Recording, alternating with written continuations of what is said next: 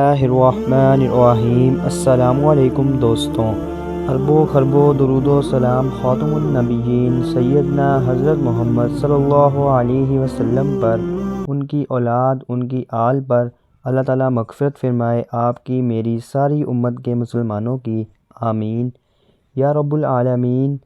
دوستوں، اسرائیل تنازع فیصلہ کن موڑ بھی، آخری موقع بھی، مسجد اقصیٰ کے مینار اور قبۃ صخرہ، غزہ کی گلیاں، مغربی کنارے اس واقعے میں بیان کیے جائیں گے، اور بیت المقدس بھی مسلم دنیا کی حمایت کے منتظر ہیں۔ آج فلسطین اسرائیل تنازع کو مدنظر رکھ کر ہی اس ویڈیو میں ہم اسرائیل اور یہودیوں کے خاتمے کے حوالے سے بات کریں گے، اور آپ کو آگاہ کریں گے کہ اسرائیل اور یہودیوں کا خاتمہ کتنا قریب ہے، ان بدبختوں کا خاتمہ کب اور کیسے ہوگا۔ بلکہ اس ویڈیو میں ہٹلر کے حوالے سے بھی آپ جانیں گے کہ ہٹلر نے لباک 60 لاکھ یہودیوں کا صفایا کر کے کون سی بڑی غلطی کی تھی، اور وہاں ویڈیو میں دوستو آپ یہ بھی جانیں گے کہ اسلامی حکومتوں میں یہود کیسے خوشحال و امیر ہوئے، بلکہ یہودیوں کے خفیہ مقاصد اور مستقبل کی پیشگوئی کیا ہے۔ ان سب سوالات پر تفصیل سے بات کریں گے تاکہ امت مسلمہ درست حقائق سے آگاہ ہو سکے۔ بس دوستو، آپ ہماری یہ ویڈیو دیکھ کر لائک ضرور کیجئے گا، اور کمنٹ سیکشن میں آپ اپنی رائے کا اظہار بھی کر سکتے ہیں، اور اگر آپ کسی موضوع پر ویڈیو دیکھنا چاہتے ہیں تو آپ کمنٹ سیکشن میں ہمیں ضرور بتائیں۔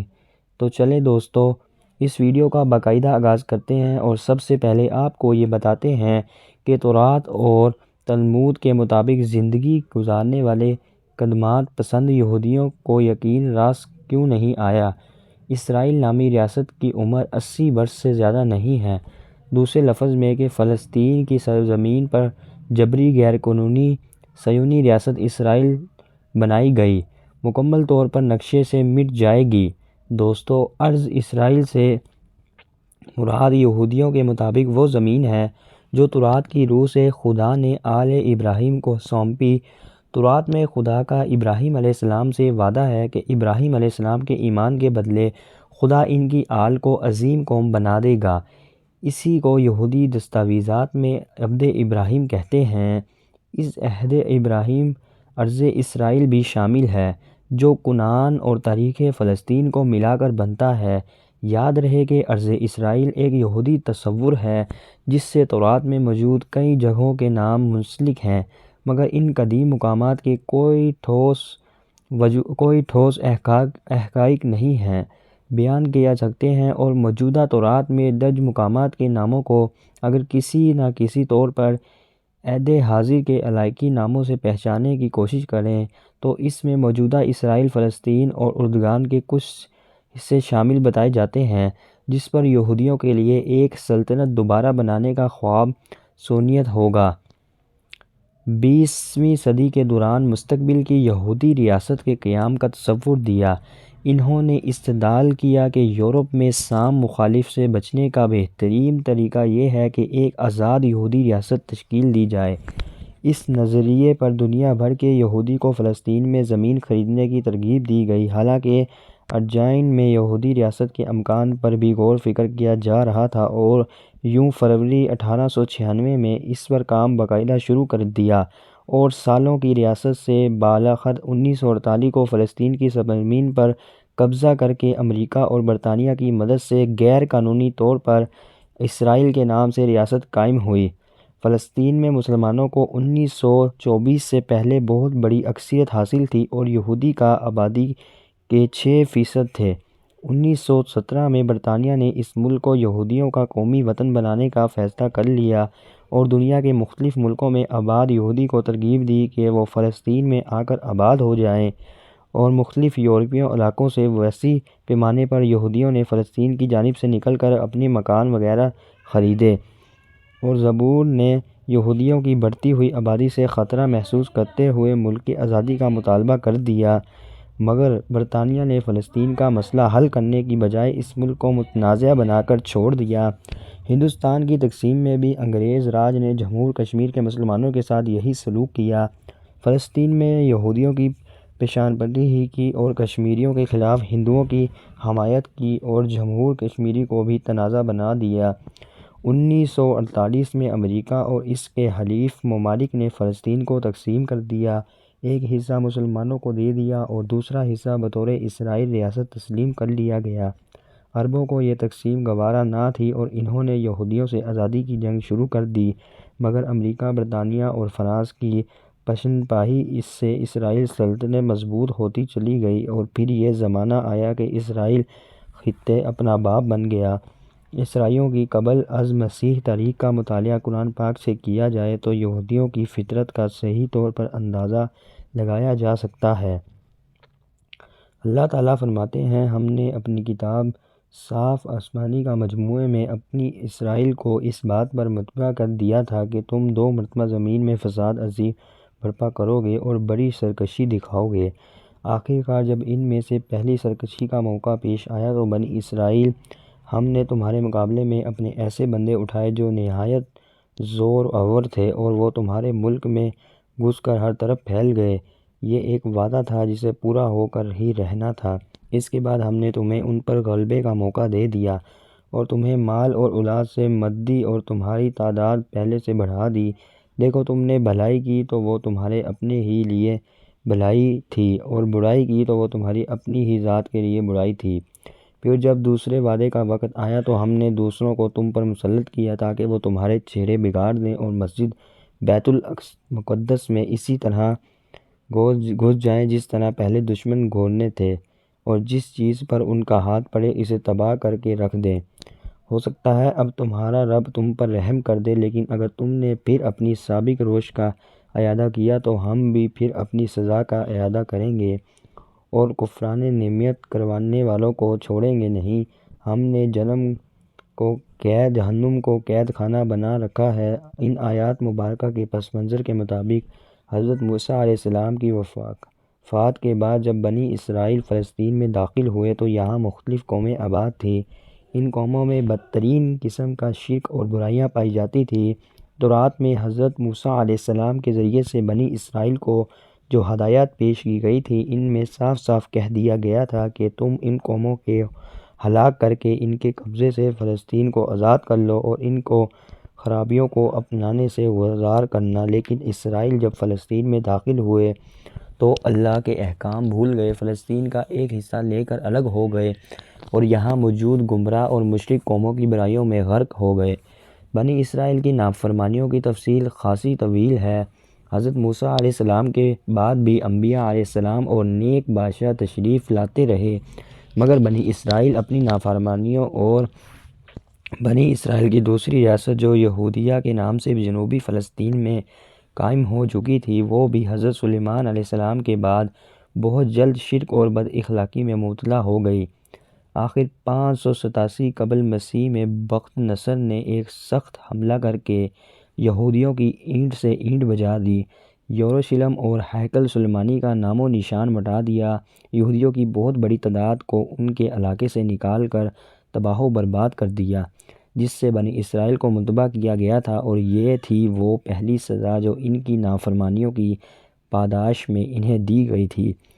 آیات مبارکہ کے مطابق اللہ تعالیٰ نے یہودیوں کو ایک بار پھر مہلت دی، بنی اسرائیل کو اپنے وطن واپس جانے کے مواقع پیدا کر دیے، ہیکل سلیمانی کی دوبارہ تعمیر کا موقع مل گیا۔ حضرت عیسیٰ علیہ السلام نے دین موسیٰ کی تجدید کا بیڑا اٹھایا۔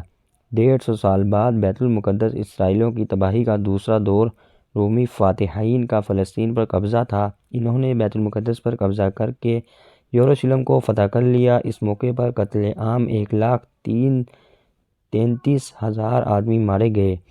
اس کے بعد فلسطین سے یہودی اثر و اقتدار ایسا مٹا کر 2000 برس تک اس کو پھر سر اٹھانے کا موقع نہ مل سکا اور یروشلم کا ہیکل مقدس پر پھر تعمیر نہ ہو سکا۔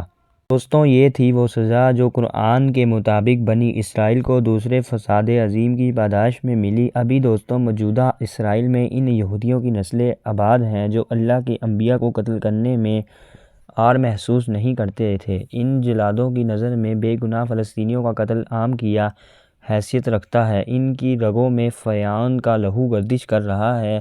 قرآن پاک میں ان جلادوں کے لیے بیان ہے۔ قرآن پاک میں بنی اسرائیل کی عبرت ناک کہانیوں کے مخاطب اس وقت کے کفار مکہ تھے اور آج بھی مدعا یہی ہے کہ جو شخص یا گروہ یا قوم قرآن سے سبق حاصل نہ کرے اور راہ راست پر نہ آئے تو اسے بھی ان سزاؤں کے لیے تیار رہنا چاہیے جو بنی اسرائیل نے بھگتی تھی، مگر یہ بھی تاریخ کا ہی حصہ ہے کہ ظالموں کے ساتھ مظلوم بھی مارے جاتے ہیں۔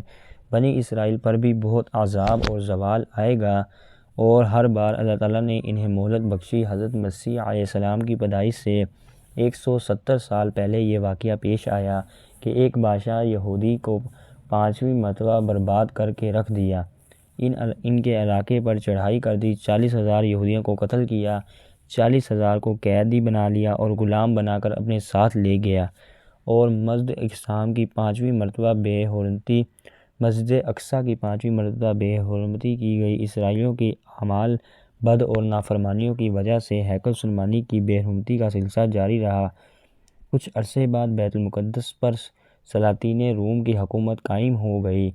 انہوں نے مسجد کو پھر درست کیا، اور اس واقعے کے 8 سال بعد حضرت عیسیٰ علیہ السلام پیدا ہوئے۔ حضرت عیسیٰ علیہ السلام کے دنیا سے اٹھائے جانے کے 40 برس بعد یہ واقعہ پیش آیا کہ یہودیوں نے حسب فطرت اپنے حکمران سلاطین روم سے بھی بغاوت اختیار کر لی، رومیوں کے شہر اور مسجد تباہ کر کے وہی حالات بنا دیے جو پہلے تھے۔ اس واقعے کے بعد سے حضرت عمر بن خطاب رضی اللہ تعالی عنہ کے زمانے تک یہ مسجد ویران پڑی رہی، یہاں تک کہ آپ رضی اللہ تعالی عنہ اس کی تعمیر کرائی۔ حضرت حذیفہ رضی اللہ تعالی عنہ فرماتے ہیں کہ میں نے رسول اللہ صلی اللہ علیہ وسلم سے عرض کیا کہ بیت المقدس اللہ تعالیٰ کے نزدیک بڑی عظیم القدر مسجد ہے۔ آپ صلی اللہ علیہ وسلم نے فرمایا کہ وہ دنیا کے سب گھروں میں ایک ممتاز عظمت والا گھر ہے، جس کو اللہ تعالیٰ نے سلیمان علیہ السلام بندو علیہ السلام کے لیے سونے، چاندی اور جواہرات یا قوت و زمرد سے بنایا تھا۔ جب سلیمان علیہ السلام نے اس کی تعمیر شروع کی تو اللہ تعالیٰ نے جنات کو ان کے تابع کر دیا۔ جنات نے یہ مسجد بنائی۔ حضرت حذیفہ رضی اللہ تعالی عنہ فرماتے ہیں کہ میں نے عرض کیا کہ پھر بیت المقدس سے یہ سونا، چاندی اور جواہرات کہاں گئے اور کس طرح گئے؟ تو رسول اللہ صلی اللہ علیہ وسلم نے فرمایا کہ جب بنی اسرائیل نے اللہ تعالیٰ کی نافرمانی کی اور گناہوں اور بدحالیوں میں مبتلا ہو گئے، انبیاء کو قتل کیا، اور اللہ تعالیٰ نے ان پر بخت نصر بادشاہ کو مسلط کر دیا جو مجوسی تھا، اور اس نے 700 برس بیت المقدس پر حکومت کی، اور قرآن کریم میں ہم نے دوسرے دشمنوں کو تم پر مسلط کیا تاکہ وہ تمہارے چہرے بگاڑ دیں اور بیت المقدس پر اس طرح گھس جائیں جس طرح پہلے دشمن اس میں گھسے تھے، اور ہر چیز کو تباہ کر دیں۔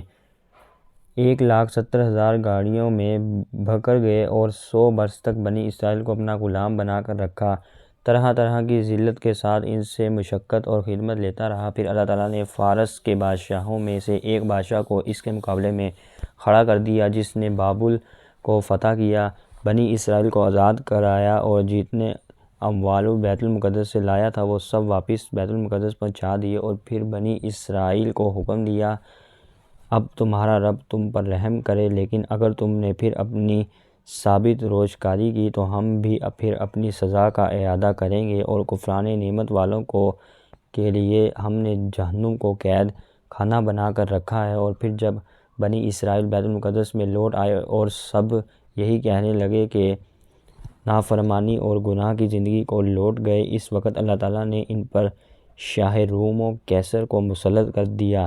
شاہ روم نے ان لوگوں سے بری اور بحری دونوں راستوں پر جنگ کی اور بہت سے لوگوں کو قتل اور قید کیا، اور پھر تمام لوگوں کو اموال بیت المقدس 1,70,000 گاڑیوں پر لاد کر لے گیا۔ یہ سب اموال ابھی تک وہیں رکھے ہیں، یہاں تک کہ اس بات کا تعلق ہے حضرت مہدی علیہ السلام پھر ان کو بیت المقدس میں 1,70,000 کشتیوں میں واپس لائیں گے، اور اسی جگہ اللہ تعالیٰ تمام اولین آخرین کو جمع کر دے گا۔ تو دوستو، سورۃ بنی اسرائیل کے یہ واقعات بیان کرنے اور مسلمانوں کو سنانے کا مقصد یہی ہے کہ دنیا کی شان و شوکت اور مال و اسباب کی بابا رہے اور اللہ تعالیٰ کی اطاعت سے وابستہ ہیں۔ جب مسلمان اللہ تعالیٰ کی اطاعت سے انحراف کریں گے تو ان کے دشمنوں اور کافروں کو ان پر غالب اور مسلط کر دیا جائے گا۔ ان کے ہاتھوں ان کے مقدس مقامات کی بے حرمتی بھی ہوگی۔ بیت المقدس پر یہودیوں کا قبضہ اور مسلمانوں کا بے ڈر قتل نام نہاد امت مسلمہ کی نافرمانیوں اور گناہوں کا نتیجہ ہے۔ جب عذاب نازل ہوتے ہیں تو گھنکر کے ساتھ گہیوں بھی پیستا ہے۔ دوستوں، مقام عبرت کے اربوں کی تعداد میں مسلمانوں پر چند لاکھ یہودی غالب آ گئے، یعنی مسلمانوں پر ایک ایسی قوم غالب آ گئی جو دنیا میں سب سے زیادہ ذلیل و خوار سمجھی جاتی ہے۔ اس پر مزید یہ کہ قوم تعداد میں مسلمانوں کے پلمبا ہے اور مال و اسباب میں مسلمانوں کے مقابلے میں کوئی حیثیت رکھتی نہیں ہے۔ دوستو، یہاں یہ بھی واضح کر دوں کہ ہٹلر کا یہ تاریخی جملہ سنہرے حروف سے لکھا جانے کے قابل ہے جب اس نے 60 لاکھ یہودیوں کو قتل کرنے کے بعد کچھ کو زندہ چھوڑتے ہوئے کہا تھا کہ میں انہیں اس لیے چھوڑ رہا ہوں تاکہ دنیا دیکھے کہ میں نے انہیں کیوں مارا تھا۔ ہٹلر نے 1940 کی دہائی میں لگبھگ 60 لاکھ یہودیوں کو قتل کیا۔ اس نے جب جرمنی کی سرزمین کو یہودیوں سے پاک کرنے کا فیصلہ کیا تو بلا تفریق مردوں، عورتوں اور یہودی بچوں کو بھی قتل کر دیا۔ ان میں سے یہودیوں کی اکثریت امریکہ، برطانیہ، آرمینیا اور یورپ سے آ کر جرمنی میں آباد ہوئی تھی، اور ایک بڑی تعداد وہ تھی جنہیں رومیوں نے فلسطین سے نکال دیا تھا۔ ان کی بہت سی نسلیں یہیں پیدا ہوئی تھیں اور کہا جاتا ہے کہ یہ خاندان 2000 سال سے یہیں آباد تھے۔ ساری دنیا کے یہودیوں نے ہٹلر کے اس عمل کو نسل کشی قرار دیا، جبکہ نازیوں نے جرمنی میں پیدا ہونے والے افراط تیز اور بے روزگاری کا ذمہ دار یہودیوں کو قرار دیا۔ ہٹلر نے 10 سال یہودیوں کے خاتمے کے لیے مختص کر دیے، جہاں اس نے بہت بڑی تعداد میں یہودیوں کو صفاحتی سے مٹا دیا۔ اس نے کچھ یہودیوں کو زندہ چھوڑ دیا اور کہا میں نے انہیں اس لیے چھوڑا ہے تاکہ دنیا سمجھ جائے کہ میں نے باقی یہودیوں کو کیوں مارا تھا۔ بس یہی بات ہے دوستو، ہٹلر غلطی کر گیا، وہ ایک امر تھا، کسی کو جواب دہ نہیں تھا۔ اگر وہ اپنا کام مکمل کر جاتا تو دنیا بہت سے عذابوں سے محفوظ ہو جاتی۔ دوستو، اسرائیل کا ناپاک وجود جب سے نمودار ہوا ہے، اس نے فلسطینی مسلمانوں کا جینا حرام کر کے رکھا ہے۔ گزشتہ 75 سالوں میں یہودی فلسطینی مسلمانوں کی نسلیں کھا گئے ہیں، لیکن انہوں نے آج تک برداشت کا دامن ہاتھ سے نہیں چھوڑا۔ غزہ کی پٹی میں موجود حماس کے مجاہدین کا صبر ابھی بھی موجود ہے۔ گزشتہ دنوں میں انہوں نے اسرائیل کے خلاف ایک فیصلہ جنگ کی ابتدا کی ہے۔ انہوں نے اسرائیل کے حساس اور فوجی املاک پر تقریباً 5000 راکٹ داغے، جس کے نتیجے میں میری معلومات کے مطابق 1000 یہودی واصل دوزخ اور بہت بڑی تعداد زخمی ہو گئے اور ہزاروں کی تعداد میں ملک چھوڑ کر بھاگ گئے۔ بہت سے ممالک نے اپنی اسرائیل کے لیے فلائٹیں منسوخ کر دیں، کیونکہ وہ جانتے ہیں کہ یہودیوں کی ذہنیت کس قدر غلیظ ہے۔ وہ بہت محدود وسائل اور ٹیکنالوجی کے ساتھ حماس کے پیراگلائڈرز نے ایک بڑا حملہ کر کے اسرائیل میں خوف و ہراس پھیلا دیا، جو اسرائیل گزشتہ 75 سالوں سے فلسطین پر پھیلاتے آ رہے ہیں۔ جیسے ہی حماس نے اسرائیل کو صفحہ ہستی سے مٹایا، اللہ کے بہت سے بہادر لوگوں نے علانیہ اور خفیہ طور پر فلسطینی مسلمانوں کا ساتھ دینے کی یقین دہانی کروائی، جن میں صفحہ ہستی سعودیہ، ایران، عراق، شام، لبنان، قطر، روس اور بہت سے مسلم ممالک کی اکثر تنظیمیں فلسطینی مسلمانوں کا ساتھ دینے پہنچ گئی ہیں۔ قابل ذکر بات یہ ہے کہ پاکستان اور چین کسی مقام پر بھی موجود نہیں ہیں۔ دوسری طرف اسرائیل کے ساتھ امریکہ، برطانیہ، یورپ اور بھارت ہے۔ امریکہ اس جنگ میں کودنا چاہتا ہے، حالانکہ وہ بخود بھی جانتا ہے کہ ماضی قریب میں وہ کس طرح افغانستان سے غریب اور کمزور مسلمانوں کے ہاتھوں ذلیل و خوار ہو کر نکلا ہے۔ ابھی تک افغان مجاہدین کی طرف سے بھی کوئی رد عمل سامنے نہیں آیا۔ ویسے امریکہ کی تاریخ رہی ہے کہ جس ملک کی حمایت کے لیے اس نے اپنے بحری بیڑے روانہ کیے، رسوائی اس ملک کا مقدر بن گئی اور اسے شکست کا سامنا کرنا پڑا۔ ویسے بھی ان حالات میں سارے غیر مسلمانوں کو اکٹھا ہونا بنتا ہے۔ ہمارے پاس واضح حکم موجود ہے کہ یہود و نصارہ کبھی ہمارے دوست نہیں ہو سکتے، لیکن یہاں پر سوال یہ ہے کہ اگر تم کفار مل گئے ہیں تو 57 اسلامی ممالک یا 30 اسلامی ممالک کی مشترکہ فوج، جس کی سربراہی جنرل راحیل شریف کر رہے تھے، ان کا وجود کس لیے ہے؟ کیا وہ مشترکہ فوج کسی ایک خاندان کی حفاظت کے لیے تو نہیں بنائی گئی؟ آپ کہہ سکتے ہیں کہ ایک بڑی جنگ کا آغاز ہو چکا ہے، لیکن اللہ کرے کہ میرا حجہ غلط ہو جائے، کیونکہ جس سے یہ جنگ شروع ہوئی ہے، مجھے سال 2012 میں شیطانی طاقتوں کی بنائی گئی وہ فلم یاد آ گئی ہے جس میں انہوں نے دجال، قیامت اور ساری دنیا کو تباہ ہوتے یعنی دنیا سے انسانیت کا خاتمہ ہوتے دکھایا ہے۔ اس میں مزید دکھایا گیا ہے بہت سے میزائل مسجد اقصیٰ پر گرتے ہیں اور مسجد اقصیٰ کو شہید کر دیا جاتا ہے۔ پتہ نہیں میرے دماغ سے یہ بات کیوں نہیں نکل رہی کہ یہودی ان جھڑپوں کو بڑھا کر اس طرف لے جانا چاہتے ہیں کہ ان کا دیرینہ خواب ہے کہ کسی طرح محض مسجد اقصیٰ کو شہید کر کے اس کی جگہ ہیکل سلیمانی بنایا جائے جس پر ان کے جھوٹے مسیح دجال نے آنا ہے۔ یہودی ان جھڑپوں کی آڑ میں کچھ بڑا کرنے کا ارادہ رکھتے ہیں۔ یہی وقت ہے کہ تمام مسلمانوں کو متحد ہونا چاہیے۔ روس بھی ہمارا ساتھ دے رہا ہے۔ یہی وقت ہے کہ فلسطین اور قبلہ اول سے یہودیوں کو نکال کر آزاد کروا لیں۔ افغان طالبان کو بھی فوراً کوئی حکمت عملی ترغیب دے کر ان کی مدد کے لیے پہنچنا ہوگا، کیونکہ خدا نہ خواست اگر محض مسجد اقصیٰ کو شہید کر دیا گیا تو اسرائیل سارے فلسطین کو ہڑپ جائے گا۔ اگر ہندوستان کی طرف سے فلسطین اور یروشلم کی متنازع حیثیت کو ختم کر کے اسرائیل میں شامل کر لیتے ہیں تو پھر صرف فلسطین ہی بلکہ سارے خطے میں تباہی شروع ہو جائے گی۔ پھر نہ سعودی محفوظ رہیں گے اور نہ دبئی والے اور نہ قطر والے۔ اس لیے بغیر وقت ضائع کیے یہ تمام عالم اسلام کوئی اکٹھا قدم اٹھائیں اور مل کر یہودیوں اور اسرائیل کو صفحہ ہستی سے مٹا دیں۔ جو غلطی ہٹلر کر گیا اس کو دوبارہ نہ دہرائیں۔ دوستو، اگر آپ مجھے پوچھیں گے تو اسلامی حکومت میں یہود کیسے خوشحال اور امیر ہوئے تو دوستو اس حوالے سے ڈیوڈ بن گوریون جو یہودی ریاست اسرائیل کا بانی کہلاتا ہے، پہلا اسرائیلی وزیر اعظم رہا۔ اس کا قول ہے زیادہ سے زیادہ رقبہ اور کم سے کم ارب معنی ہے یہ کہ اسرائیلی حکومت کو فلسطین کے زیادہ سے زیادہ رقبے پر قبضہ کر لینا چاہیے اور وہاں کم سے کم ارب فلسطینی مسلمان آباد ہوں۔ پچھلے 74 سال سے اسرائیلی حکمران کا اسی پالیسی پر عمل پیرا ہے۔ اسی طور اسرائیلی حکومت ایسے کئی سخت قوانین بنا چکی ہے جن کے باعث اب اسرائیل میں مقیم کئی فلسطینی مسلمان گھر نہیں بنا سکتے وہاں پر اور کوئی زمین بھی نہیں خرید سکتے، جبکہ دنیا بھر مقیم یہود کو اسرائیل میں زمین یا گھر خریدنے کی خاطر ہر ممکن سہولت دی جاتی ہے۔ اسرائیل میں مسلمانوں کے ساتھ یہودی حکمران طبقے کا سلوک نہایت ظالمانہ اور شرمناک ہے۔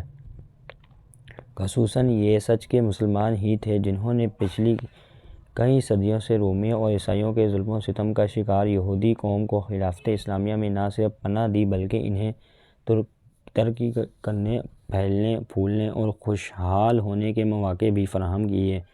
دور جدید کے یہود مگر مسلمانوں کی تمام احسانات بھول کر فلسطینیوں پر ایسے خوفناک مظالم ڈھا رہے ہیں جنہیں دیکھ کر انسان خون کے آنسو روتا ہے۔ دوستو، ایک زمانے میں فلسطین میں یہود کی اکثریت رہائش پذیر ہی رہی مگر انہیں یروشلم میں رہنے کی اجازت نہ تھی، بلکہ عیسائی حکومتوں نے انہیں نئے کیسز بنانے سے روک دیا۔ وہ کئی سرکاری عہدہ بھی نہیں رکھ سکتے تھے۔ معمولی واقعات پر یہود کا مارا پیٹا جاتا۔ قرض عیسائی حکمرانوں نے یہود کے ساتھ جانوروں جیسا ذلت آمیز سلوک کیا۔ ان کے عربوں سے اچھے تعلقات تھے۔ اس دوران عرب میں اسلام کا سروج چلا ہوا تھا۔ جب رسول اللہ صلی اللہ علیہ وسلم مدینہ تشریف لائے تو مسلمان اور یہود کا رابط سخت بڑھ گیا۔ یہود میں اچھے برے دونوں قسم کے لوگ موجود تھے، اس لیے تعلقات بھی اونچ نیچ کا شکار رہے۔ یہود کو حضور اکرم صلی اللہ علیہ وسلم نے سزائیں دیں، جبکہ غریب امن پسند یہود کو اسلامی حکومت سے وظائف ملتے رہے۔ گویا نبی کریم صلی اللہ علیہ وسلم اور مسلمانوں نے عیسائیوں کی طرح تمام یہود کو حضرت عیسیٰ علیہ السلام کا قتل گردان کرنے ان سے تحریک عملی سلوک نہیں کیا، بلکہ ہر یہودی سے انفرادی طور پر پیش آئے۔ یہی وجہ ہے کہ یہود مسلمانوں کے حسن سلوک سے متاثر ہو کر اسلام لے آئے۔ دوستو، حضرت عیسیٰ علیہ السلام کی پیشن گوئی کے حوالے سے اگر بات کی جائے تو رومی حکمرانوں نے دوسرے کھل ڈھا کر تھی اپنے دیوتا کا معبد تعمیر کر لیا، بعد ازاں اسے بھی گرا دیا گیا۔ آج مگر یہود کا دعویٰ ہے کہ دوسرے ہیکل کی ایک دیوار موجود ہے جسے وہ مغربی دیوار یا دیوار گریا کہتے ہیں۔ یہ حرم شریف کا حصہ ہے۔ در حقیقت یہ دیوار رومیوں کی تعمیر شدہ معبد یا قلعے کا بچا کھوچا حصہ ہے جسے یہود نے بڑی عیاری سے ہیکل کی باقیات بنا ڈالا ہے۔ مقصد یہ ہے کہ حرم شریف پر اپنا حق جتانا۔ حیران کن بات یہ ہے کہ لاکھوں عیسائی بھی یہود کی جھوٹ پر یقین رکھتے ہیں کہ دیواریں ہیکل کی نشانی ہے۔ وجہ یہ ہے کہ حضرت عیسیٰ علیہ السلام نے واضح طور پر پیشن گوئی فرمائی تھی کہ دوسرا ہیکل مکمل طور پر تباہ ہو جائے گا، حتیٰ کہ ایک پتھر پر دوسرا پتھر بھی باقی نہیں رہے گا۔ جو عیسائی مغربی دیوار کو ہیکل کی یادگار کہتے ہیں، گویا یہ وہ اپنے ہی رسول کی بات کو جھٹلا دیتے ہیں کہ جب 638 عیسوی میں مسلمانوں نے یروشلم فتح کیا تو ٹیمپل ماؤنٹ پر دوسرے ہیکل کا نام و نشان نہیں تھا۔ عیسائی اس مقام پر کوڑا کرکٹ ڈالا کرتے تھے، مگر اللہ تعالیٰ نے اس مقام کو مقدس حیثیت دے رکھی تھی، اس لیے اس کی شان و شوکت بحال کرنے کی خاطر اسے مسلمانوں کے حوالے کر دیا گیا۔ وہ مسلمان کے لیے مقدس مقام بن چکا تھا۔ حضور اکرم صلی اللہ علیہ وسلم نے 16، 17 یا پھر کچھ روایات میں 18 ماہ اس کی سمت رخ کر کے نماز ادا فرمائی تھی، بلکہ اس مقام سے آپ صلی اللہ علیہ وسلم شب قدر کی رات تشریف لے گئے تھے۔ چنانچہ خلیفہ دوم حضرت عمر فاروق رضی اللہ تعالیٰ عنہ نے ٹیمپل ماؤنٹ کی صفائی کرائی اور وہاں نماز پڑھی۔ اس جگہ محمد مسجد اقصیٰ، گنبد سکرہ اور دیگر تعمیراتی فنوادی یوں امت مسلمہ کا تیسرا مقدس مقام حرم شریف وجود میں آیا۔ حضرت عمر فاروق رضی اللہ تعالیٰ عنہ نے ایک اور انقلابی قدم اٹھاتے ہوئے 60-70 گرانوں کو یروشلم کے قریب وجود میں رہنے کی اجازت بھی مہمت فرمائی، بلکہ یہ بھی اعلان فرمایا کہ یہود جب چاہیں یروشلم میں آ جا سکتے ہیں۔ یہود کو فلسطین میں کنیسہ اور گھر بنانے کی اجازت بھی مل گئی۔ اس طرح عیسائیوں نے یہود کی نقل و حرکت پر جو کڑی پابندیاں عائد کر رکھی تھی، اس نے یہود سے عمدہ سلوک کیا، جبکہ آنے والی صدیوں میں تو خلافت اسلامیہ یہود کے لیے مسیحا اور نجات دہندہ ثابت ہوئی۔ یہ سچائی مسلم نہیں غیر مسلم محقق بھی بیان کرتے ہیں۔ مارسٹیلا بونٹیسلی اٹلی بوکالی یونیورسٹی میں معاشیات کی پروفیسر ہیں۔ انہوں نے اسرائیل کے ممتاز معاہدے معاشیات تفصیل ایکسیڈنٹ کی شرائط میں ایک کتاب تحریر کی، جو 2012 میں شائع ہوئی۔ کتاب کا موضوع یہ ہے کہ یہود قلیل تعداد میں ہوتے ہوئے بھی دنیا کے امیر اور خوشحال قوم کیسے بن گئے۔ محققین نے اس پر غور ڈالا، دریافت کیا کہ یہ عمل دو عوامل کی بنیاد پر پیدا ہوا۔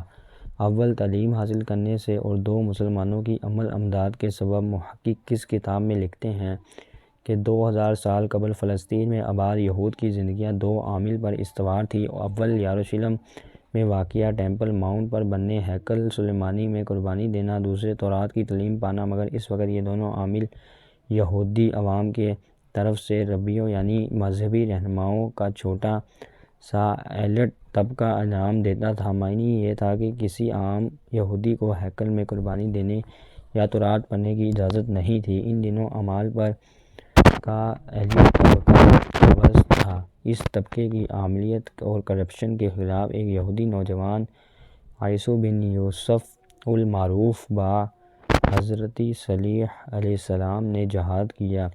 70 عیسوی میں رومی فوج نے دوسرا ہیکل تباہ کر دیا۔ یروشلم سے بھی سبھی یہودی نکال دیے گئے، جو گروہوں کی صورت میں مختلف مقامات پر جابہ سے۔ اب یہودی ربیوں کو احساس ہوا کہ اگر انہوں نے عام یہودی تک توحید اور دیگر مذہبی کتب کی رسائی کرنی ہے تو وہ رفتہ رفتہ اپنے مذہب سے کٹ جائیں گا۔ مذہب سے تعلق برقرار رکھنے کی خاطر انہوں نے ہر یہودی پر یہ لازم کر دیا کہ وہ جھوٹا ہو یا برا، غریب ہو یا امیر، توحید کی تعلیم لازمی حاصل کرے گا۔ انسانی تاریخ میں یہ پہلا مواقع تھا کہ کسی مذہب کا پیروکار کو اس عمر کا پابند بنایا گیا کہ وہ ہر حال میں مذہبی تعلیم پائے گا کہ جب ان کا بچہ 6 یا 5 سال کا ہو جائے گا تو وہ اس کی کنیسہ یعنی یہودی عبادت گاہوں میں واقع مدرسے ضرور بھجوائیں۔ اور یہودیت میں ایک اشارتیانہ انقلاب آیا اور تعلیم اس کا نیا ستون بن گئی۔ اس زمانے میں کسی مذہب یا ریاست نے اپنے کاروں یا شہریوں پر یہ پابندی نہیں لگائی تھی کہ وہ ضرور مذہبی تعلیم پائیں۔ رفتہ رفتہ کنیسہ کے مدرسوں میں دیگر علوم کی بھی تدریس ہونے لگی۔ یوں وہ مذہبی دنیاوی تعلیم کے عالمی مراکز بن گئے۔ اس وقت ایشیا، افریقہ اور یورپ کے مختلف علاقوں میں بھی بسے سبھی یہودی زراعت پیشہ تھے۔ ان کی اکثریت کا خیال تھا کہ بچوں کو تعلیم دلوانے سے کوئی فائدہ نہیں، کیونکہ انہوں نے آخر کاشتکار ہی بننا ہے۔ یہی وجہ ہے بہت سے یہود نے اپنے بچوں کو کنیسہ نہیں بھجوائے۔ یہ بچے جب بڑے ہوتے تو اپنی مذہبی تعلیمات سے نابلد ہوتے، اس لیے معاشی فوائد پانے کی خاطر وہ عیسائی بن جاتے کہ تب تک عیسائیت رومی سلطنت کا سرکاری مذہب بن چکا تھا۔ محققین لکھتے ہیں کہ 65ویں عیسوی میں دنیا میں 50 سے 55 لاکھ کے مابین یہودی موجود تھے 650 عیسوی تک، مگر ان کی تعداد صرف 12 سے 13 لاکھ رہ گئی۔ یہود کی عبادت گاہوں ہو جانے کی بنیادی وجہ یہ ہے کہ ان کی اکثریت نے کسی نہ کسی وجہ سے عیسائیت یا دیگر مذہب اختیار کر لیے۔ اس کے بعد بچے کچے یہودیوں کی زندگیوں میں ایک اور برا انقلاب برپا ہوا اور اس کا سبب دین اسلام کی آمد تھی۔ 632 عیسوی میں نبی کریم صلی اللہ علیہ وسلم کی وفات کے بعد مسلمان اگلے 80 سے 70 برس میں ایشیا سے لے کر افریقہ اور روس تک وسیع علاقے اپنی زیرگی لے آئے۔ اس طرح شاندار خلافت اسلامیہ کے بنیاد بڑھی، اب مسلمان دنیا کی ایک بڑی سپر پاور بن گئے۔ انہوں نے اپنی سلطنت میں معاشی سرگرمیوں کو فروغ دیا، نئی صنعتیں لگائیں، تجارت کے لیے نئے مواقع پیدا ہوئے اور کاروبار بھی نمود پذیر ہوئے۔ مسلم حکمران سائنس اور ٹیکنالوجی کی سرپرستی کے لیے آگے بڑھنے لگے۔ تعلیمات کے زیر اثر اسلامی خلافت میں معاشی انقلاب برپا ہو گیا۔ 850 عیسوی تک مسلمانوں کی کوشش سے ایسی زبردست خلافت اسلامیہ وجود میں آ گئی جو ایک طرف چینی ہندوستانی، دوسری سمتوں روس اور تیسری طرف مراکش اور اسپین تک پھیلی ہوئی تھی۔ اس سلطنت میں زراعت، صنعت اور تجارت اور کاروبار نے بھرپور ترقی کی۔ نئے کارخانے لگے اور نئے پیشے ظہور ہوئے۔ نئے شہروں اور قصبوں کی بنیاد بھی رکھی گئی۔ قابل ذکر یہ بات ہے کہ ان ڈرامائی تبدیلیوں کی وجہ سے خلافت میں ایسے افراد کے معاونین بڑھ گئے جو تعلیم یافتہ، مختلف علم و فن میں طاق اور ہنرمند ہوں۔ اس زمانے میں 12-13 لاکھ میں سے 75 یہودی ایشیائی، افریقی اور خیبر و جوار کے ممالک میں مقیم تھے۔ ان سبھی یہودی نے اسلامی خلافت کی کسی نہ کسی نجی اور سرکاری شعبہ میں ملازمت کر لی۔ انہیں ملازمت اس لیے ملی کہ وہ تعلیم یافتہ اور ہنرمند تھے، جبکہ یہود اس لیے ملازمتوں کی جانب مائل ہو گئے کیونکہ انہیں کھیتی باڑی سے زیادہ ملازمت میں آتی ہے۔ لہٰذا چند عشروں میں لاکھوں یہودیوں نے زراعت کو خیرباد کہا اور اسلامی سلطنت میں صنعت و تجارت، کاروبار، درس و تدریس اور سرکاری شعبوں میں وابستہ ہو گئے۔ یوں یہود کی زندگیوں میں نیا انقلاب آ گیا۔ عام یہودی حضرت یوسف علیہ السلام کے زمانے سے کاشتکاری کرتے چلے آ رہے تھے۔ خلافت اسلامیہ قائم ہونے پر انہوں نے زراعت کو پیسے پوشاں ڈال کر اور اسلامی شہروں میں پہنچے نجی اور سرکاری ملازمتیں کرنے لگے۔ انہوں نے خلافت کی معاشی و معاشی سرگرمیوں میں نمایاں حصہ لیا اور اسے ترقی دینے میں معمر کردار ادا کیا۔ یہود نے اسلامی دنیا میں شہرت پائی۔ وہ خلفاء اور وزراء کے مشیر رہے۔ زمین ہونے کے ناطے انہیں تمام شہری حقوق حاصل تھے، حتیٰ کہ وہ خلافت اسلامیہ میں کسی بھی جگہ کسی بھی وقت زمین خرید سکتے تھے۔ اسرائیل میں یہودی حکمران اس کے برعکس عمل کر رہے تھے، مگر یہود زراعت سے کٹ چکے تھے، اس لیے انہوں نے زمین خریدنے کی بجائے سرمایہ جمع کرنے کو ترجیح دی۔ مارٹس ٹیلا اور تفسیر ایکشن اپنی کتاب میں لکھتے ہیں کہ یہود جب دنیا بھر میں بکھرنے لگے، بعد مختلف علاقوں میں قیام پذیر ہونے لگے تو وہاں لگی معاشی پابندیوں کے باعث کھیتی باڑی چھوڑ کر دکاندار، تاجر، ہنرمند، طبیعت کار، بینک سرکاری افسر بن گئے۔ مگر تاریخ کے نظریے سے یہ نظریہ بالکل باطل قرار پاتا ہے۔ زراعت چھوڑنے کی بنیادی وجہ یہ ہے کہ ہیکل کی تباہی کے بعد یہ چھوڑنے کی بنیادی وجہ ہے ہیکل کی تباہی۔ یہودی مذہبی اور دنیاوی تعلیم پانے لگا اور جب اسلامی سلطنت وجود میں آئی تو اسی تعلیم ہی نے یہود کی قدر و قیمت بڑھا دی۔ چنانچہ صنعتی، تجارتی اور کاروباری شعبوں میں یہود کی مانگ بڑھ گئی۔ تب وہ کاشتکاری چھوڑ کر ان شعبوں میں چلے آئے۔ دوستو، مغربی محققوں کی تحقیق سے آیا ہے کہ خلافت اسلامیہ کے قیام کے یہودی زندگیوں میں انقلاب لے آیا۔ اب وہ پہلے کی طرح کسان یا مویشی پالنے نہیں رہے، بلکہ دیگر انسانی شعبوں میں نفوذ کرنے لگے۔ جب آباءِ خلافت زوال بریز ہوئی تو یہود کی اکثریت اندلس ہجرت کر گئی۔ رفتہ رفتہ وہ علاقہ یہود کا بڑا مرکز بن گیا۔ اندلسی مسلم حکمرانوں کے دربار میں کئی یہودی موجود تھے۔ سلطنت، تجارت اور کاروبار میں سرگرم حصہ لینے کے سبب انہوں نے کثیر سرمایہ بھی جمع کر لیا۔ تب بہت سے یہودی اس سرمایہ کو سرپوش دینے لگے۔ اور یوں ساہوکار بن بیٹھے۔ اس شعبے میں انہیں یوں بھی ترقی ملی کہ عیسائی اور مسلمان سود کو حرام سمجھتے اور اس سے کام دور رہتے تھے۔ جب اندلس میں اسلامی حکومت کا خاتمہ ہوا تو عیسائی حکمرانوں نے تمام یہود کو اسپین سے نکال دیا اور ان پر ظلم و ستم سے تھم کر دیے۔ امیر کبھی یہود افریقی اور ایشیائی ممالک ہجرت کر گئے۔ آہستہ آہستہ انہوں نے یورپی ملکوں خصوصاً اٹلی، جرمنی، فرانس، پولینڈ اور برطانیہ کو روح کر لیا۔ انہیں خوش آمدید نہیں کیا گیا مگر امیر یہود بتدریج یورپی معاشروں میں قبول کر لیے گئے۔ ان کی اہمیت تب بڑھی جب وہ مغربی بادشاہوں کو جنگیں شروع کرنے اور جاری رکھنے کی خاطر سرمایہ فراہم کرنے لگے۔ ایسٹ انڈیا کمپنی اور ڈچ ایسٹ انڈیا کمپنی جیسی استعماری کمپنیاں کھولنے کے لیے بھی انہوں نے وافر سرمایہ فراہم کیا۔ اسی طرح یکدم یہودی بنیوں کی اہمیت بڑھ گئی۔ آگے چل کر وہ بینکاری بن گئے اور انہوں نے بینکوں میں مالیاتی ادارے قائم کیے۔ دوستو، یورپ کے یہودی شاہکاروں میں روتشیلڈ خاندان سے جب نمایاں تھا۔ اس دوران امریکہ میں آباد انگریزوں نے اپنے ملک کو خود بخود برطانیہ سے جنگ چھیڑ دی۔ امریکی فوج کو بھی یہ یہودی شاہکار ہاشم سلومن نے کیسر رقم کافی مقدار میں دی۔ جب امریکہ کا قیام عمل میں آیا تو خاندان کے سرمایہ ہی سے وہاں بینک کھولے گئے۔ آج بھی دنیا کی طاقتور ترین کرنسی ڈالر کی گردش اسی خاندان کے قبضے میں ہے۔ دراصل تب تک یہودی شاہکاروں کو احساس ہو چکا تھا کہ ایک ملک میں جو قوت کرنسی کو کنٹرول کر رہی ہے وہی ان کے لیے مفید ہوگی۔ اس لیے انہوں نے بینکوں اور دیگر مالیاتی اداروں میں اپنے ایجنٹ داخل کیے اور یوں ہی امریکہ اور یورپ میں سرمایہ کو کنٹرول کرنے کے قابل ہو گئے۔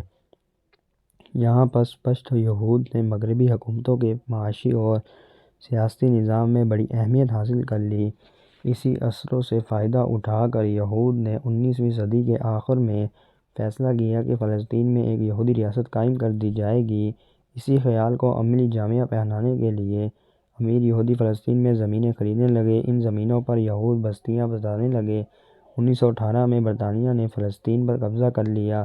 برطانوی حکومت میں یہود کا بڑا حصہ شامل تھا، چنانچہ ان کی عوام پر یورپ سے دھڑا دھڑ یہودی فلسطین لائے گئے۔ تمام تر کوشش کے باوجود 1947 میں یہود فلسطین میں صرف 7% زمین کے مالک بن سکے تھے، بلکہ کل آبادی میں یہود کا حصہ صرف 33% تھا۔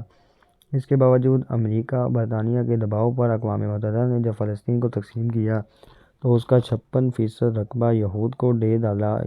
یہ فلسطینی مسلمانوں کے ساتھ ہوئی بہت بڑا انصافی تھا جو طاقت کے بل پر کی گئی۔ یہ مسلمانوں نے جن یہود کو بنا دی تھی، دودھ پلایا تھا، انہوں نے صابن بن کر ان کے اپنے محسنوں کو ہی ڈس لیا۔ دوستو، 1948 سے اسرائیلی ریاست فلسطین بھر میں مختلف کنڈے اختیار کر لیے۔ یہودی بستیاں بسا رہی ہیں۔ مقصد یہ ہے کہ مستقبل میں آزاد ریاست فلسطین کا قیام مشکل سے مشکل تر بنا دیا جائے۔ اس گند گردی، قبضہ گیری اور ریاستی دہشت گردی میں امریکہ اور کئی یورپی ممالک نے اسرائیل کا ساتھ دیا۔ اسرائیل میں سیاستدانوں، فوج، افسر شاہی، عدلیہ اور میڈیا حکومتوں کا ہر ستون غیر اخلاقی اور غیر قانونی طریقوں سے اپنے ہم مذہبوں کی مدد کرتا ہے تاکہ وہ فلسطینی مسلمانوں کی زمینیں اور گھر بار چھین سکیں اور اسرائیلی حکومت مغربی کنارے میں بھی سرد سکے۔ یہودی بستیاں تعمیر کر رہی ہیں۔ اسرائیل کا ایک قانون خصوصاً حقوق انسانی اور عالمی قوانین کو پیروں تلے کچلنے کے مترادف اور ظالمانہ ہے۔ قانون یہ ہے کہ کوئی بھی یہودی یہ ثابت کرنے میں کامیاب ہو جائے کہ وہ ماضی میں کسی بھی وقت فلسطین کے کسی بھی حصے میں بطور مالک یا کردار مقیم تھا تو وہ وہاں کی زمین کی ملکیت کا دعویٰ اسرائیلی عدالت میں کر سکتا ہے۔ اس قانون نے کئی یہودیوں کو چور ڈاکو بنا دیا۔ زمین کے لالچ نے ان کی ساری صلاحیت مردہ کر دی۔ وہ مختلف طریقے سے اپنے بے بس مقہور فلسطینیوں سے زمین ہتھیانے لگے۔ یہود کا پسندیدہ طریقہ واردات یہ ہے کہ وہ سب سے پہلے کسی فلسطینی گھرانے کو طاق لیتے ہیں، پھر اسرائیلی وکلاء کی مدد سے اس گھرانے کی زمین کی جعلی کاغذات تیار کر لیے جاتے ہیں۔ اس کام کی تکمیل پر یہودی اسرائیلی عدالت میں یہ مقدمہ دائر کر دیا جاتا ہے کہ فلاں زمین ان کی ملکیت ہے جس پر عربوں نے قبضہ کر رکھا ہے۔ عدالت جعلی دستاویزیں کی بنیاد پر یہود کے حق میں فیصلہ دیتی ہے، گویا اس معاملے میں ظالم اور مصنف دونوں ہی یہود ہیں۔ اس طریقے میں واردات سے یہودی خصوصاً مشرقی یروشلم اور دیگر اسرائیلی شہروں میں مجبور فلسطینیوں سے ہزارہ ایکڑ زمین چھین چکے ہیں اور مظلوموں کی رہائی سننے اور انہیں انصاف دینے والا کوئی نہیں۔ ستم بالا ستم یہ کہ اسرائیل میں آباد کوئی فلسطینی مسلمان اس زمین کی ملکیت کا دعویٰ نہیں کر سکتا جو 1948 سے قبل اس کے تصرف میں تھی۔ گویا اسرائیلی حکمران طبقہ قانون و انصاف کی دھجیاں اڑاتے ہوئے ہر ممکن طور پر فلسطینیوں کی زیادہ سے زیادہ زمینوں پر قابض ہونے لگا۔ حتمی طور پر 1948 کی جنگ میں اسرائیلی فوجی نے ان علاقوں سے 7.5 لاکھ 7.5% فلسطینی مسلمانوں کو زبردستی نکال دیا تھا جو آج اسرائیل کا حصہ ہیں۔ یہ بھی واضح رہے کہ اسرائیل میں 93% رقبے کی مالک حکومت ہے، بقیہ 7% زمین میں بیشتر رقبہ یہودی مذہبی تنظیموں کی ملکیت ہے۔ اسرائیل میں بعض مقامات پر آباد بستیوں میں فلسطینی مسلمانوں کی کثرت ہے۔ اسرائیلی حکومت نے مختلف اقدامات سے یہ ظلم ڈھا کر رکھا ہے کہ یہ بستیاں پھلنے پھولنے نہ پائیں۔ مثلاً ان بستیوں کی چاروں طرف یہودی بستیاں بسا دی گئیں۔ کچھ مسلم بستیوں کے اطراف میں زمین نیشنل پارک قرار پا چکے ہیں۔ ان تمام سرکاری پالیسیوں کا مقصد یہ ہے کہ فلسطینی مسلمانوں کی بستیاں پھل پھول نہ سکیں اور نہ ہی وہ خوشحال رہ سکیں اور ان کی نسلیں آگے نہ بڑھیں۔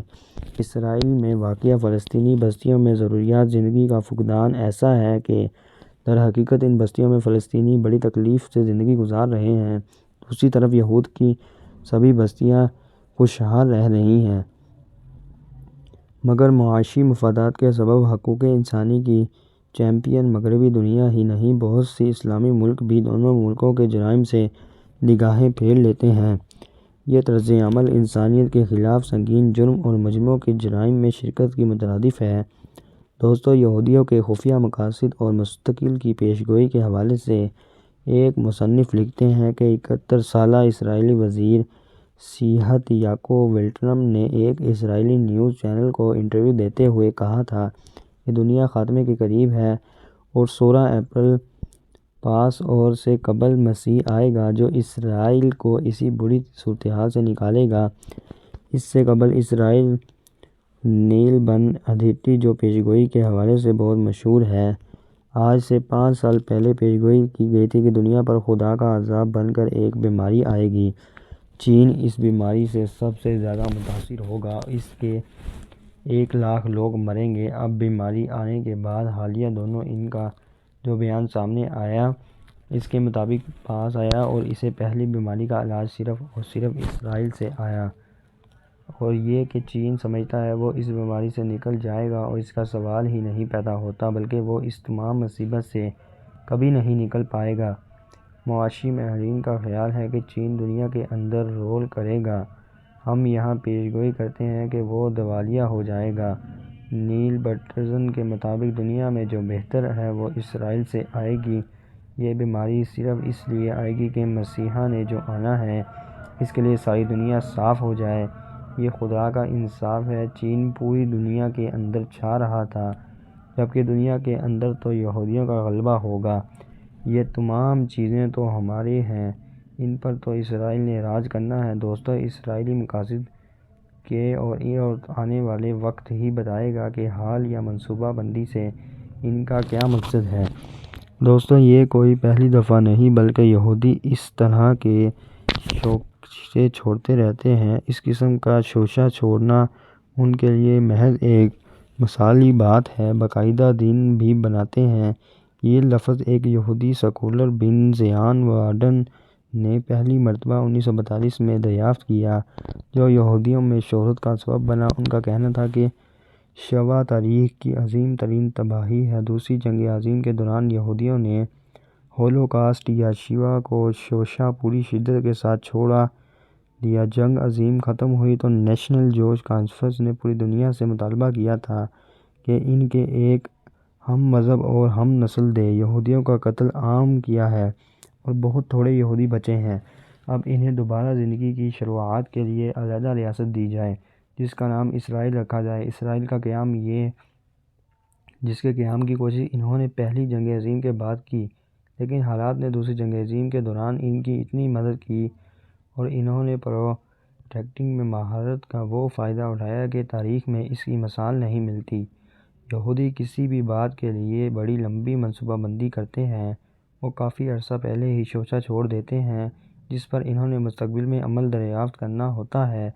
یہودی اپنی بیٹیوں کی بالغ ہوتے ہیں اور ان پر زور دیا جاتا ہے کہ وہ زیادہ سے زیادہ بچے پیدا کریں۔ زیادہ بچے پیدا کرنے کے لیے مختلف اداروں کی جانب سے انہیں تربیت بھی دی جاتی ہے، جس کا بنیادی مقصد اسرائیل دنیا میں یہودیت کا فروغ چاہتا ہے۔ اسرائیل کا موقف ہے کہ دنیا میں یہود کی بادشاہت قائم کی جائے گی، جس مقصد کے حصول کے لیے انہوں نے دو مختلف طریقے اختیار کیے ہیں۔ پہلا یہ کہ عیسائیت کو دین اسلام کا مخالف بنا کر یہودیت کو مضبوط کرنا، دوسرا عورت لڑکیوں عورتوں کو استعمال کر کے امریکہ سے اپنے مفادات کا حصول تھا۔ دوستو، غالباً سب سے زیادہ انبیاء بنی اسرائیل میں تشریف لائے اور اس قوم میں مبعوث ہونے والے ہر نبی نے ان کو دعوت اسلام دی، مگر وقت گزرنے کے ساتھ ساتھ یہ بار کفر و شرک میں مبتلا ہوتے رہے۔ دور جدید میں بھی یہ قوم اللہ تعالی واحد پر ایمان رکھنے کی بجائے کفر و شرک میں مبتلا ہے، مسلمانوں کے خلاف مختلف سازشیں کرتی رہی اور یہ سلسلہ آج بھی جاری ہے۔ انبیاء کرام کی نسل ہونے پر فخر کرنے والی یہ قوم خود ان کی تعلیمات سے کوسوں دور ہے اور عالم اسلام کو کمزور کرنے میں سب سے بڑا اہل کردار ہے۔ یہودی خوش فہمیوں میں مبتلا ہیں اور وہ خود کو عالی و عرفہ خیال کرتے ہیں اور سرتا پاک گناہوں زندگی گزارنے کے باوجود یہ یقین رکھتے ہیں ان کو دوزخ کی آگ چھو نہیں پائے گی۔ ڈاکٹر گوہن نے اپنے مرتب کردہ صحیفہ تلمود کے انتخابی مضامین کے مجموعے پر کہا 405 پر لکھا کہ قیامت کا دن ابراہیم دوزخ پر تشریف رکھتے ہوں گے اور کسی گنہگار یہودی کو اس میں گرنے نہ دیں گے۔ انہیں خود ساختہ خوش فہمیوں نے اس قوم کو شرکش بنایا ہوا ہے، بلکہ یہ کہا جائے کہ انہوں نے یہ خوش فہم اپنی منشا کے مطابق کام کے لیے سیکھی۔ اس قوم کی زیادتیوں کو شمار کیا جائے تو کوئی حساب نہیں ہے، جبکہ ان تمام زیادتیوں کے باوجود آج بھی یہ قوم یقینی طور پر سمجھتی ہے کہ حضرت ابراہیم علیہ السلام ان کو دوزخ میں جانے سے بچا لیں گے، جبکہ نجات کا اصول اللہ تعالیٰ نے دنیا کی آخری الہامی کتاب قرآن مجید میں بتا دیا ہے۔ مسلمان، عیسائی یا سابین جو بھی اس اصول پر پورا اتریں گے وہ جنت میں جائیں گے۔ یہودیوں کی یہی خوش فہمی انہیں برائیوں سے باز رکھنے میں رکاوٹ ہے۔ یہودی اکراہن ایسی جھوٹی سچی باتیں کر کے اپنے لوگوں کی ذہن سازی کرتے ہیں تاکہ ان سے یہودی ازم اور اپنی منشا کے مطابق کام لے سکیں۔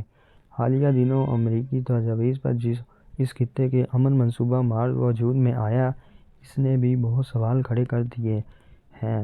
مسلمانوں کو اس کی مقدس اور مذہبی سرزمین سے نکالا جائے، ان کا اثر سلوک ختم کرنا، یہودیوں کو درخشاں زمین سمیت مقدس مقامات کی پیشکش اور مسلمانوں کو بنجر زمین دینے کا نام اگر امن منصوبہ ہو تو پھر اس کی کوئی حیثیت نہیں ہے، یہ تو ایک ادنیٰ درجے کی ہیکر سنوبازی ہے۔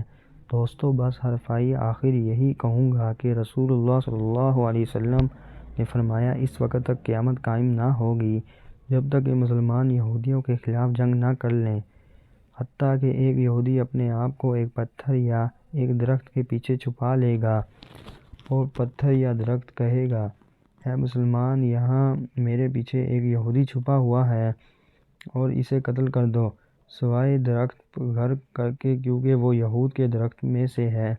دوستو، غرقد ایک جنگلی درخت کا نام ہے جو خضر جھاڑی کی صورت میں ہوتا ہے۔ دوستو، اس کا ایک ثبوت یہ ہے کہ یہودیوں نے اس حدیث مبارکہ کا بھرپور فائدہ اٹھایا ہے۔ قیامت سے پہلے اور مسلمانوں سے جنگ کے دوران اس درخت کو اپنی ڈھال کے طور پر بنایا جائے گا۔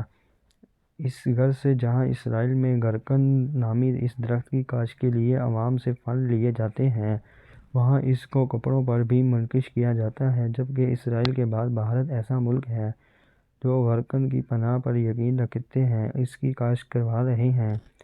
شجر غرق کو دجال کا ساتھی بھی کہا جاتا ہے۔ ایک رپورٹ میں انکشاف کیا گیا تھا کہ یہودیوں نے گولان کی پہاڑیوں کو فتح کرنے کے بعد وہاں گرک کی کاشتکاری کر دی۔ اسرائیل نے بھارت کو بھی اپنے ملک کی تمام بنجر اراضی پر گرکن کی کاشتکاری کے لیے کثیر رقم دی ہے۔ واضح ہے کہ یہودی قوم اپنی مذہب سے زیادہ اسلام کی سچائی پر یقین رکھتی ہے۔ ان کے اسکالرز اور محققین قرآن و حدیث کا مطالعہ کر کے اپنی ترقی کی راہیں کھولتے ہیں اور مسلمانوں کی کمزوریاں پکڑتے ہیں۔ یہی وجہ ہے کہ یہودیوں نے حدیث مقابلہ پڑھنے کے بعد گرک کو اپنا پاسباں اور شجر قرار دیا رکھا ہے اور اس کی کاشتکاری کو اپنے لیے نعمت سمجھتے ہیں۔ یہودی جانتے ہیں کہ آگاہ جہاں حضرت محمد صلی اللہ علیہ وسلم کی زبان مبارک سے نکلنے والا ہر لفظ سچا ہے، وہ ہر قیمت پر پورا ہونے والا ہے۔ چنانچہ یہودی اس حدیث کی روشنی میں گرکت کی کاشتکاری میں لگے ہوئے ہیں تاکہ مسلمان سے جنگ کے دوران جب اس زمین کی ہر چیز پکار کر رہی ہے کہ اے مسلمان، میرے پیچھے ایک یہودی چھپا ہوا ہے، اسے قتل کر دو، تو اسی وقت یہی درخت گمراہ بن کر اس چھپے ہوئے یہودی کی پناہ گاہ بن جائے گا۔ یہودی جانتے ہیں ایسا ہی ہوگا۔ اسرائیلی حکومت پچھلے 40 سالوں سے گرکت کی شجرکاری میں مصروف ہے۔ ایک اندازے کے مطابق اسرائیل میں 2010 تک 24 کروڑ گرکت کے درخت لگائے جا چکے ہیں اور اسرائیل میں چلنے والی ٹرینوں کے اطراف تقریباً 30 سے 40 کلومیٹر تک لائن پٹری کے دائیں اور بائیں جانب صرف گرکت ہی گرکت لگے ہوئے ہیں۔